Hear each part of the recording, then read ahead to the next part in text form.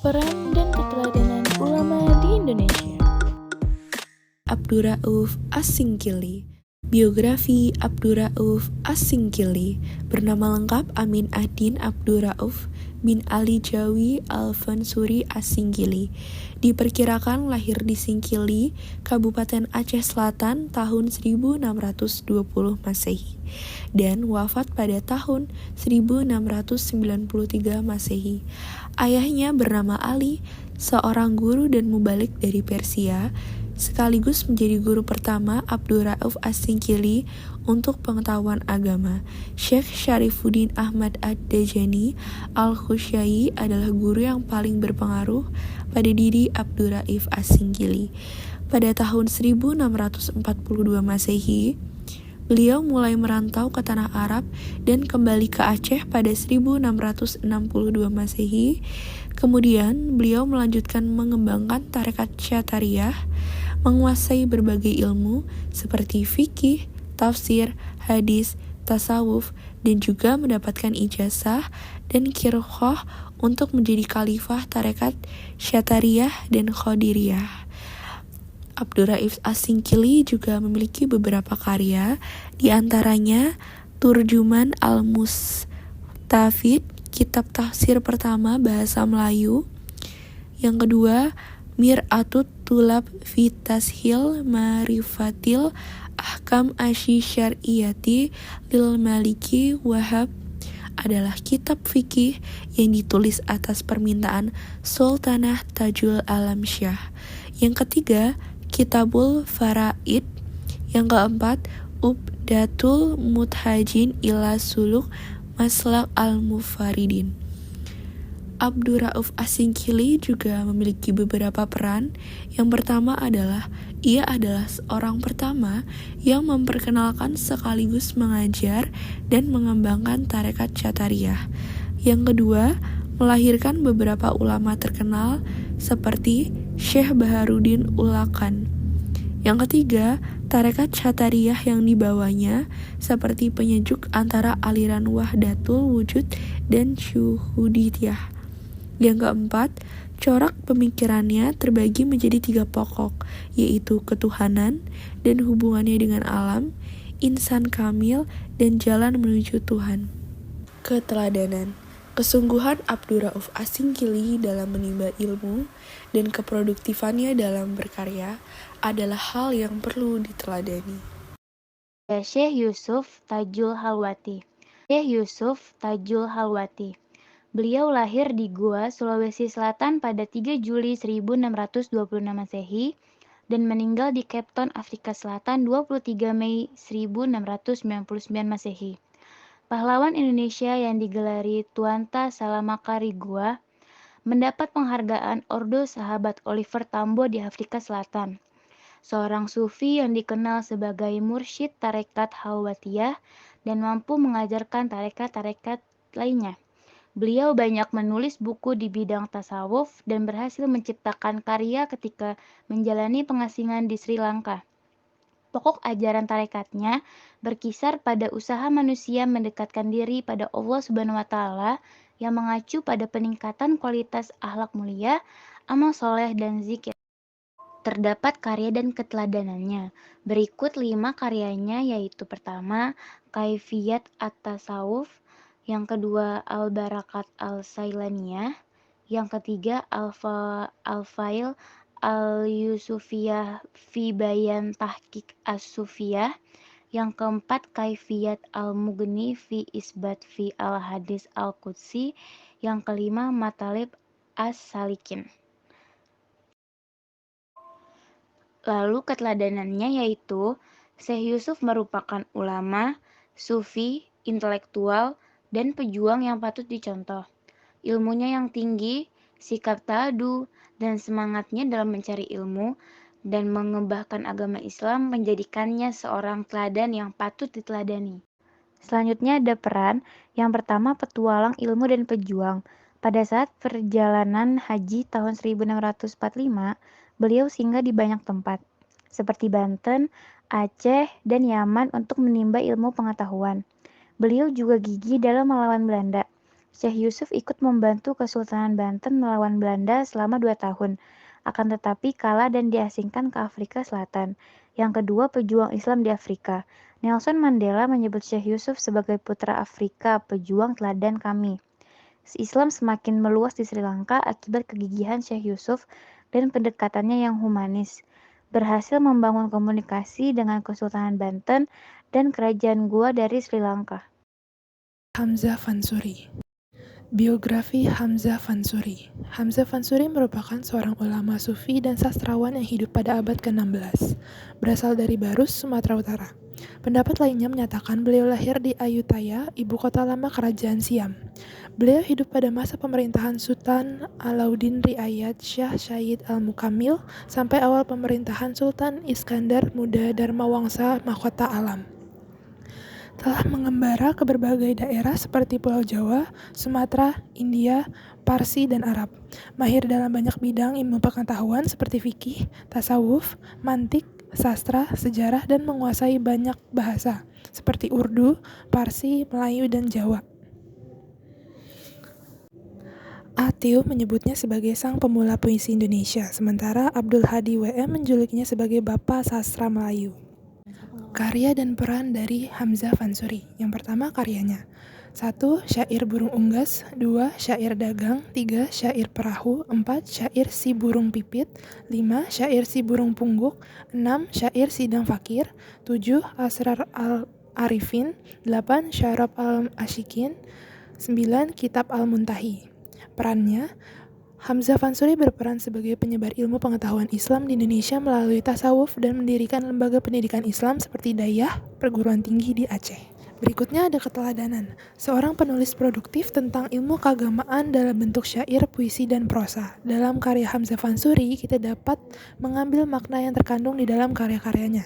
Yang kedua, beliau adalah seorang sufi yang berani menyampaikan pikiran-pikiran secara terus terang, terutama melalui tulisan-tulisannya. Yang ketiga, beliau diakui sebagai seorang sufi ilmuwan bidang tasawuf yang terkenal di Nusantara. 4. Pandai dan fasih berbicara berbagai macam bahasa. Jika kita menguasai banyak bahasa, itu sangat mempermudah kita dalam berkomunikasi dimanapun dan dengan siapapun. 5. Sukses mengangkat bahasa Melayu sebagai lingua franca, bahasa intelektual dan ekspresi keilmuan yang canggih modern. Yang terakhir, pelopor dalam penerapan metode takwil dan tokoh islamisasi bahasa Melayu, pemikiran, dan kebudayaan. Abdus Samad bin Abdullah Al-Jawi Al-Palimbali. Biografi Abdus Samad bin Abdullah Al-Jawi Al-Palimbali. Lahir sekitar tahun 1116 Hijriah atau 1704 Masehi di Palembang dari pasangan Syekh Abdul Jalil bin Syekh Abdul Wahab bin Syekh Ahmad Al-Madani dan Radin Ranti. Sepanjang hidupnya dihabiskan dengan belajar, mengajar, dan menulis buku. Dua tokoh ulama yang menjadi panutannya, yakni Abdul Rauf As-Singkili dan Syamsuddin As-Sumatrani, melakukan perjalanan haji dan berguru oleh seorang ulama Mesir, Abdul Mu'im Ad-Damanhuri, membimbing dan membantu para jamaah haji asal Indonesia. Selanjutnya adalah peran, karya, dan keteladanan dari Abdus Samad bin Abdullah Al-Jawi Al-Palimbali. Karyanya berupa Nasihah Al-Muslimin wa Tashkirah Al-Mu'min fi Fadail Al-Jihad Fisabilillah wa Karomah Al-Mujahidin, Syarh Lubab Ihya Ulum Ad-Din, Syarh Bidayah Al-Hidayah, Zuhrah Al-Murid fi Bayan Kalimah At-Tauhid, Zat Al-Mutakin fi Tauhid Rabb Alamin, Ratif Syekh Abdus Samad Al-Palimbani, Hidayah As-Salikin fi Suluk Maslak Al-Mutakin, Sair As-Salikin ila Ibadah Rabb Alamin. Selanjutnya adalah peran dari Abdus Samad bin Abdullah Al-Jawi Al-Palimbali, yakni sebagian besar hidupnya dihabiskan dengan menuntut ilmu dan mengajar di dua kota tanah suci. Selanjutnya adalah menjadi salah satu ulama sufi yang ikut menyebarkan paham tasawuf dan kesadaran jihad umat Islam dalam melawan penjajahan. Keteladanan. Keteladanan dari Abdus Samad bin Abdullah Al-Jawi Al-Palimbali, yakni dalam kehidupan Abdus Samad Al-Palimbani menghabiskan hidupnya dengan kegiatan belajar, mengajar, dan menulis buku. Ketekunan dan kedisiplinannya sedari kecil inilah yang patut kita jadikan contoh dan teladan. Nawawi Al-Bantani. Biografi Nawawi Al-Bantani. Bernama lengkap Abdullah Al-Muti Muhammad Nawawi bin Umar Al-Tonari Al-Bantari Al-Jawi. Lahir di Desa Tonara, Kecamatan Tutayasa, Serang, Banten. Ayahnya bernama Kyai Haji Umar bin Arabi, sekaligus menjadi guru pertama Nawawi Al-Bantarani. Beberapa guru dari Nawawi Al-Bantani yaitu Kyai Haji Sahal, Kyai Yusuf, Syekh Ahmad Khatib Sambas, Abdul Ghani Bima, dan lainnya. Beliau menuntut ilmu di Tanah Suci selama 3 tahun dan menjadi imam Masjidil Haram dan pernah menggantikan Syekh Ahmad Khatib Sambas mengajar. Karya Nawawi Al-Bantani yaitu Syekh Tijan As-Darari, Nasihul Ibad, Qami'ul Tughyan, Mataki Al-Ubudiyah, Nuz Az-Zalam, Kashifatun Saja, Tafsir Al-Munir, Uqudul Lujaifin Bayani Hukukul Jawazain, Syad Al-Jumiyah, Lubab Al-Bayan, Al-Fijid Asdani fi Maulid Sayyidina Muhammad. Berikut merupakan peran Nawawi Al-Bantani, yaitu mengajar di pesantren ayahnya setelah 3 tahun menggali ilmu di Tanah Suci. Yang kedua, kembali ke Tanah Suci dan menjadi imam Masjidil Haram dan pernah menggantikan Syekh Ahmad Khatib Sambas mengajar. Yang ketiga, membuka halaqah untuk pelajar dari luar Arab dan menciptakan banyak kader ulama Nusantara. Keteladanan yang harus diteladani dari Nawawi Al-Bantani adalah sosok yang sangat giat dalam menuntut ilmu, mengajarkan dan mengamalkan ilmunya dengan menulis. Beliau adalah salah satu ulama Indonesia yang sangat produktif dalam menulis berbagai bidang ilmu pengetahuan. Nuruddin Ar-Raniri. Biografi Nuruddin Ar-Raniri. Bernama lengkap Nuruddin Muhammad bin Ali bin Hasanji bin Muhammad Hamid Ar-Raniri Al-Quraisy. Lahir kira-kira pada abad ke-16 Masehi di daerah Ranir, kota pelabuhan tua di pantai Gujarat. Wafat pada 22 Zulhijjah 1096 atau 20 September 1658 Masehi di India. Bermazhab Syafi'i dan menganut aliran Ahlussunnah wal Jamaah. Menuntut ilmu mulai dari tempat kelahirannya Ranir sampai ke Tarim Hadramaut. Gurunya yang paling berpengaruh adalah Abu Nafsyaid Imam bin Abdullah bin Syaiban.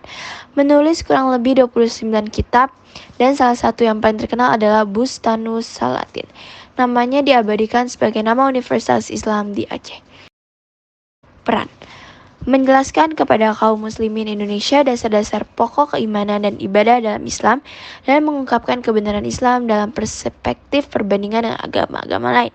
Karya: yang pertama Bustanus Salatin, yang kedua Siratal Mustaqim, ketiga Darul Fawaid Finsyar Aqaid, yang keempat Al-Fawaidul Bahiyah, yang kelima Tibyan fi Ma'rifat Al-Adyan. Keteladanan: kontribusi keulamaannya dari berbagai bidang kajian Islam seperti tasawuf, fikih, kalam, akidah, dan lain.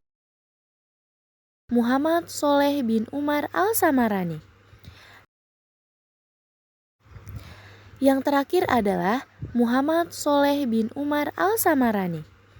Nama lengkap dan gelar yang diberikan adalah Al-Alim, Al-Alama, Asy-Syaikh Muhammad Soleh bin Umar Al-Samarani, Al-Jawi, Asy-Syafi'i atau Mbah Soleh Darat.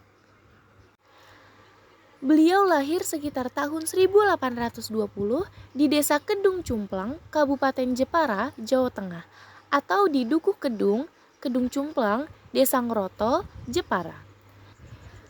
Sejak kecil hingga remaja, beliau belajar ilmu Al-Quran, hadis, fikih, nahwu, dan ilmu lainnya dengan ayahnya. Beliau melanjutkan pencarian ilmunya ke berbagai daerah dan negara, dan menjadi murid banyak ulama. Beliau wafat di Semarang pada 28 Ramadan 1321 Hijriah. Berikut merupakan guru-guru dan murid-murid Mbah Soleh Darat. Yang pertama adalah guru-guru Mbah Soleh Darat di Nusantara. Yang pertama, Kiai Haji Syahid Waturoyo.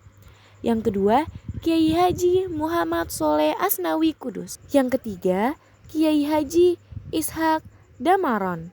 Yang keempat, Kiai Haji Ahmad Bafaki Ba'alawi. Yang kelima, Kiai Haji Abdul Ghani Bima, dan lain-lainnya. Selanjutnya adalah guru-guru Mbah Soleh Darat di Mekah. Yang pertama ada Syekh Muhammad Al-Murki. Yang kedua ada Syekh Muhammad bin Sulaiman Hasbullah Al-Maki. Yang ketiga adalah Syahid Ahmad bin Zaini Dahlan. Yang keempat ada Syekh Yusuf Al-Misri. Yang kelima adalah Syekh Ahmad Nahroni. Selanjutnya ada murid-murid Mbah Soleh Darat. Yang pertama Kiai Haji Hashim Al-Asy'ari. Yang kedua Kiai Haji Ahmad Dahlan. Yang ketiga Kiai Haji Amir Idris Pekalongan. Yang keempat ada Kiai Haji Dahlan Tremas. Yang kelima adalah Kiai Haji Bisri Syasuri Jombang. Dan yang keenam adalah Kiai Haji Sya'ban Semarang. Selanjutnya adalah karya-karyanya. Yang pertama adalah Majmu' Asy-Syariah Al-Kafiyah li Al-Awam. Yang kedua Al-Hakim. Yang ketiga Kitab Munjiat. Yang keempat adalah Kitab Bataif At-Taharah. Yang selanjutnya adalah Kitab Faidir Rahman. Selanjutnya adalah Kitab As-Shalah. Selanjutnya Kitab Manasik Al-Hajj. Selanjutnya terjemahan Sabil Al-Abid ala Jauharah At-Tauhid. Selanjutnya Mursyid Al-Wajiz. Selanjutnya Minhaj Al-Atiqiyah. Selanjutnya Kitab Hadis Al-Mi'raj. Selanjutnya adalah Kitab Asror As-Sawah. Keteladanan Mbah Soleh Darat yang patut diteladani adalah semangat menuntut ilmu, mengajarkan ilmu, dan mengamalkan ilmu. Meskipun menjadi pengajar di Mekah, beliau tetap cinta dengan tanah air dan menciptakan generasi cemerlang untuk bangsa ini. Selanjutnya adalah peran.